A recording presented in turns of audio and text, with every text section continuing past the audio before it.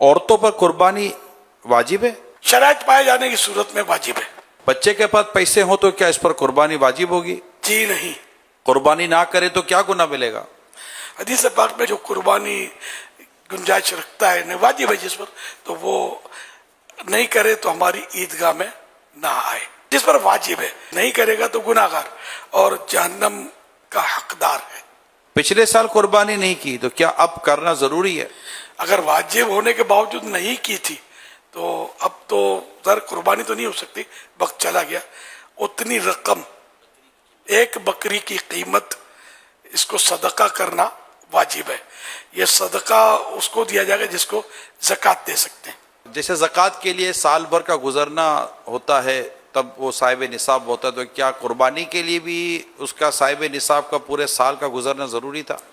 جی نہیں. قربانی کے لیے کہ 10 ذوالحجہ کی صبح صادق سے لے کر 12 ذوالحجہ کے غروب آفتاب کے درمیان جب وہ صاحب نصاب ہو جائے اور شرائط پائی جائے تو قربانی واجب ہوگی. عاقل بالغ مقیم مسلمان پر، ٹھیک. مسافر پر نہیں ہوتی واجب. صرف گولڈ ہو تو قربانی واجب ہوگی؟ وہی 7.5 تولے سونا اگر گولڈ ہے اور اسی وقت میں اس کے پاس ہے، اور ایسا عام طور پہ ہوتا نہیں ہے، تھوڑا سونا ہے اور بعد میں کچھ 1 روپیہ بھی ہے اس کے پاس سمجھو، تب بھی اگر ملا کر 52.5 تولہ چاندی کی رقم کے برابر ہو جائے گا تب بھی وہی شرائط کے ساتھ قربانی واجب ہو جائے گی. ٹھیک ہے. گھر کے کئی لوگوں کے پاس مال ہو تو کیا صرف ایک قربانی کر سکتے ہیں؟ جس کے پاس مال ہے، شرائط پائے گئے، اس فرد پر قربانی واجب ہوگی جس کے شرائط پائے جائیں. شرائط میں بھی عاقل بالغ سب آ گیا.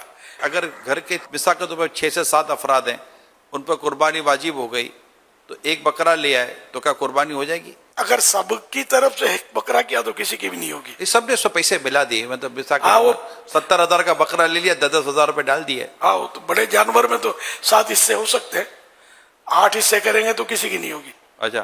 بکرے میں 1 کے 2 حصے کریں گے تو کسی کی نہیں ہوگی. جو شریعت نے ہمیں اصول دیے، قاعدے قانون دیے، اسی کے مطابق کرنا ہے. اگر کسی کے پاس کیش نہیں تو کیا قربانی کے لیے ادھار لے سکتا ہے؟ اگر اس پہ قربانی واجب ہے تو بالکل ادھار لے کر بھی کرنی ہوگی. اگر اور کوئی صورت نہیں ہے لیکن قربانی واجب ہے، ادھار لے کر لے.